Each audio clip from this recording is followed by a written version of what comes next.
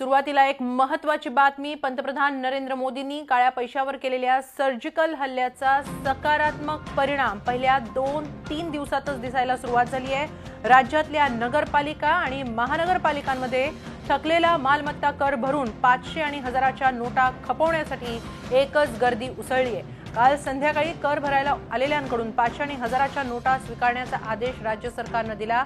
तेव्हापासून पालिकांमध्ये कर भरण्यासाठी एकच झुंबड उडाली आहे। पुण्यामध्ये दिवसभरात सर्वात जास्त म्हणजे तब्बल 21 कोटी 58 लाखांची वसुली झाली आहे। आज मध्यरात्रीपर्यंत कर भरण्यासाठी 500 आणि 1000च्या जुन्या नोटा स्वीकारण्यात येणार आहेत।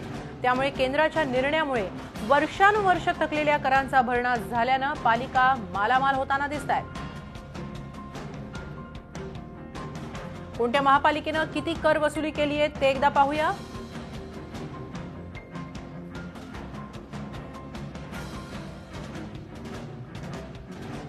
पाचशे आणि 1000च्या नोटा रद्द झाल्यानंतर पालिकांच्या तिजोरीत मात्र भर पडलेली आहे। मालमत्ता कर चुकवला जातो आहे। पुण्यामध्ये 9 तासांमध्ये 21 कोटी 58 लाख, पिंपरी चिंचवडमध्ये 7 कोटी, कल्याण डोंबिवलीमध्ये 4 कोटी, नाशिकमध्ये 2 कोटी, नवी मुंबई महानगरपालिकेने 4 कोटी कर वसुली केलेली आहे।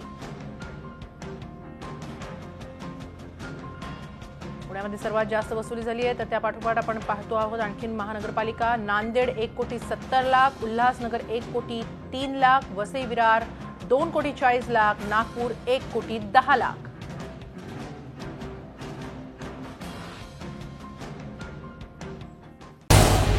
झी 24 तास रहा एक पाऊल पुढे।